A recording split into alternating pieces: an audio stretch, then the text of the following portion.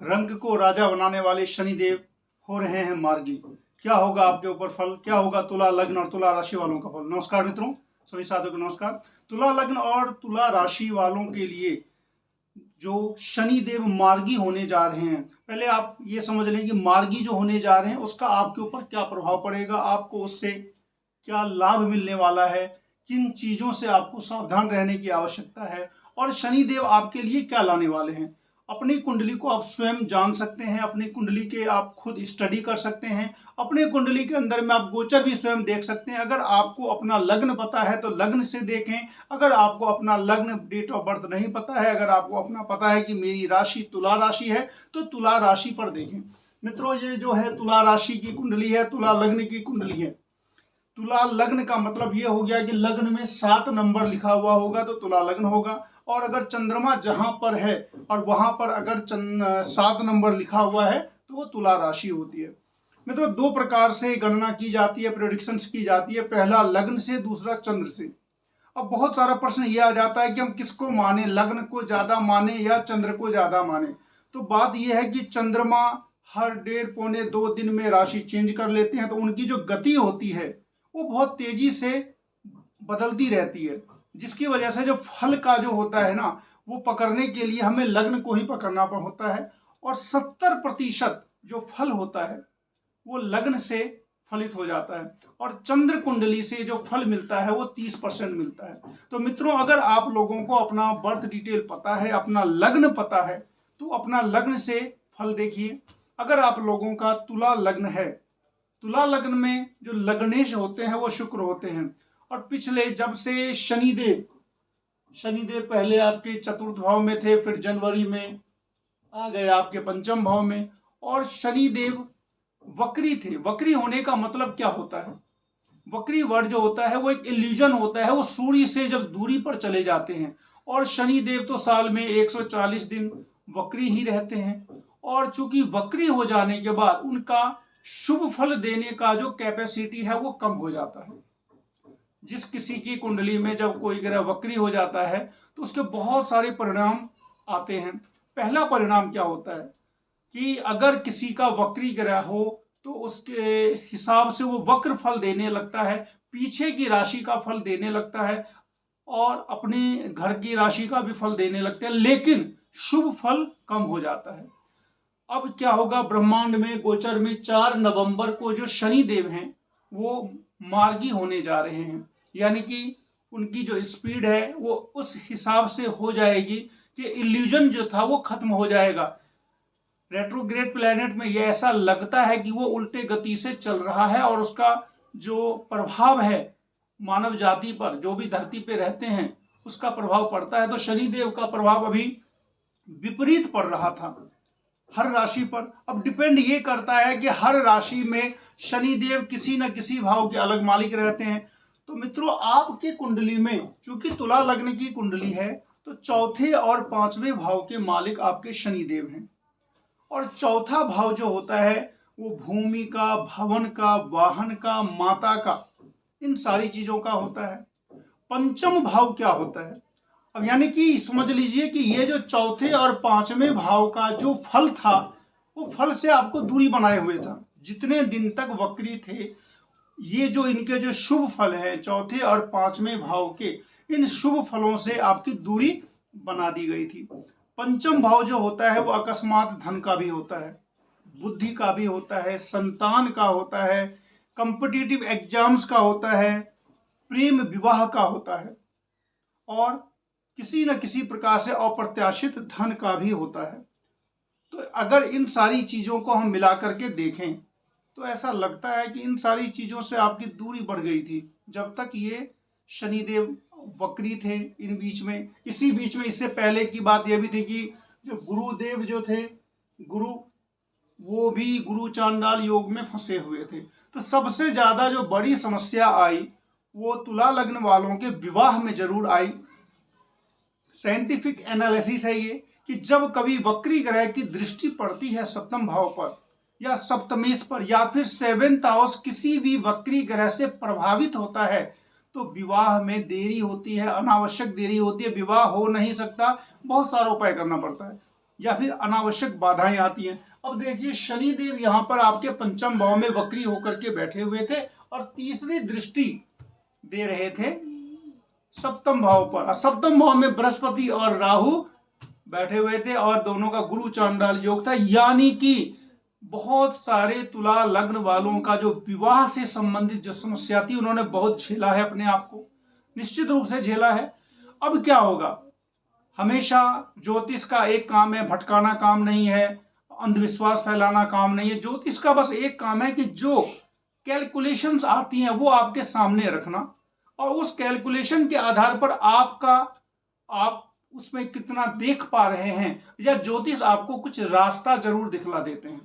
तो आपको अभी ये रास्ता ये दिख रहा है कि शनि आपके हो गए मार्गी होने के बाद वो शुभ फल देंगे तो पंचम भाव में ही हैं, लेकिन मार्गी होकर के तीसरी दृष्टि इनकी सप्तम भाव पर पड़ेगी। जब मार्गी होकर के दृष्टि पड़ रही है तो शुभ फल की प्राप्ति होती है। साथ ही साथ बृहस्पति और राहु की जो युति है वो भी 30 अक्टूबर के बाद टूट रही है और कुछ टाइम पीरियड होता है जिस टाइम पीरियड के बाद टोटली टूट जाएगी। तो बृहस्पति अकेले हो जाएंगे। वैसे भी गोचर में जब बृहस्पति सप्तम भाव में आते हैं तो चूंकि पुरुष का दाम्पत्य का जो कारक होता है वो शुक्र होता है और महिला का दाम्पत्य के कारक जो होते हैं बृहस्पति होते हैं, और बृहस्पति या शुक्र दोनों अगर सप्तम भाव से संबंध बनाते हैं गोचर में तो विवाह के लिए अच्छा समय होता है। तो मित्रों, तुला लग्न और तुला राशि वालों के लिए जो विवाह से संबंधित जो समस्या आपकी चली आ रही थी वो निश्चित रूप से 200% वो दूर हो जाएगी। आपकी कुंडली में जो दोष थे, किसी न किसी प्रकार से मैरिज डिले योग रहा होगा तो उसके साथ इसने क्या स्पीड इसकी ओर बढ़ा दी थी।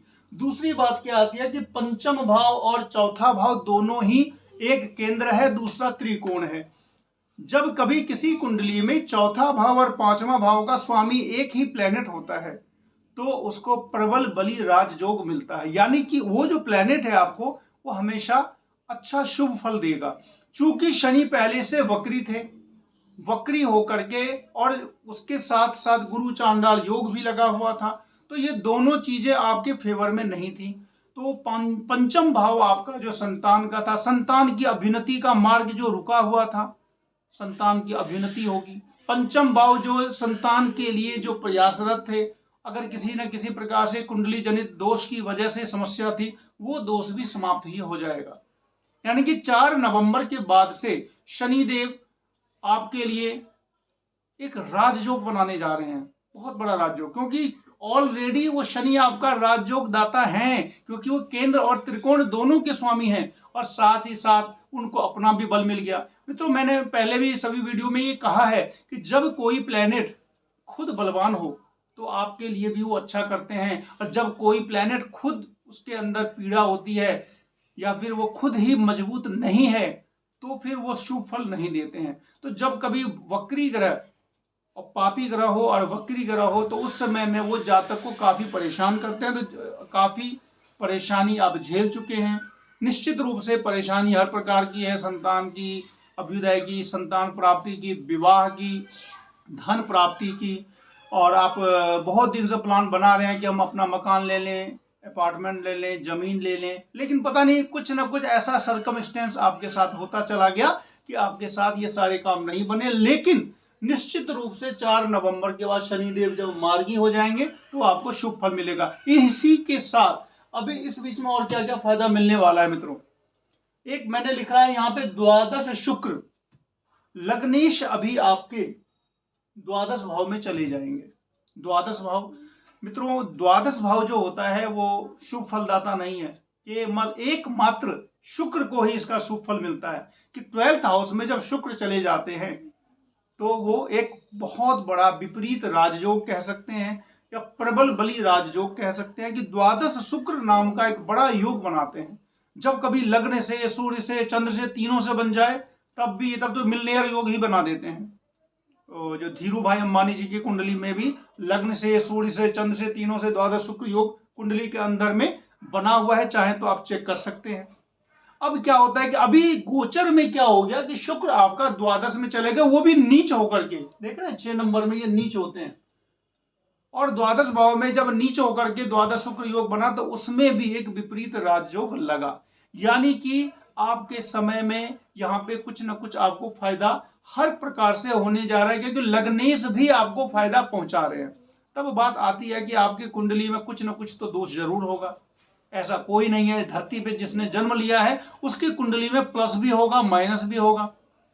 अंतर बस केवल इतना होता है कि जिसकी कुंडली में माइनस ज्यादा है उसको मेहनत ज्यादा करनी पड़ेगी, और अगर जिसकी कुंडली में प्लस ही प्लस है तो वो कम मेहनत में ज्यादा सफलता उसको मिल जाती है। यही अंतर होता है। मैंने देखा बहुत सारी कुंडलियां देखी, बहुत सारी जिन्होंने हिम्मत नहीं हारी, मेहनत करते चले गए। ज्योतिषीय उपचार तो खैर करना ही पड़ता है, क्योंकि आपके ज्योतिषीय उपचार करने से सबसे बड़ा फायदा यह है कि आपके मन में वो भावना आएगी मेहनत करने की, नहीं तो आप और ज्यादा डिमोरलाइज हो जाएंगे और काम नहीं करेंगे। तो ज्योतिषीय उपचार करने से एक आत्मबल भी बढ़ता है।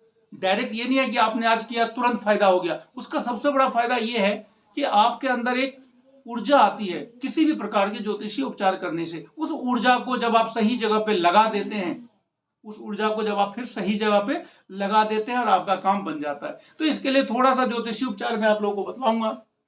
शनिदेव के लिए, तो शनिदेव के लिए जो है आप पीपल में अगर शनिवार को कम से कम जरूर जल दें, हनुमान जी की चालीसा जरूर पाठ करें रोज, और मंगलवार के दिन ज्यादा नहीं, पूरा सुंदरकांड आप नहीं भी पाठ करते हैं तब भी ज्यादा नहीं 4 पेज हर मंगलवार को जितना आपको हो सके उतना सुंदरकांड का पाठ जितना पेज हो सकता है एक बना लेना है कि मुझे इतना पाठ करना है, आपको ये करना ही है। और अभी नवरात्रे चल रहे हैं तो दुर्गा माँ की आराधना वैसे भी तुला लग्न वाले को करनी ही चाहिए, तो आप करें। और निश्चित रूप से ये आप करते रहेंगे तो सामान मैंने बतलाया है, लेकिन जब कभी शुभ फल की जो प्राप्ति है वो आपको हर हाल में मिलेगी। और ये निश्चित रूप से 4 नवंबर के बाद जो भी मैंने ये बतलाया है हर तरह से आपको आपका भाग्योदय होगा, आपके संतान की अभ्युन्नति होगी, संतान प्राप्ति होगी, विवाह होगा, भूमि भवन वाहन में मिलेगा, आय का स्रोत बढ़ेगा। इस तरीके से काफी शुभ फल मिलने वाला है। और तुला लग्न वालों के लिए जो सबसे बड़ी बात यह है कि शनि हमेशा शुभ फल देते हैं, लेकिन वो चूंकि शनि वक्री हो गए थे तो आपके लिए भी वो वक्री हो गए थे और आपके लिए थोड़ा सा परेशानी उन्होंने दिया। उस परेशानी से अब निजात दिलाने के लिए वो आ रहे हैं। मित्रों, आप लोग लाइक करें, शेयर करें, सब्सक्राइब करें। मिलते हैं नेक्स्ट वीडियो में, तब तक के लिए नमस्कार।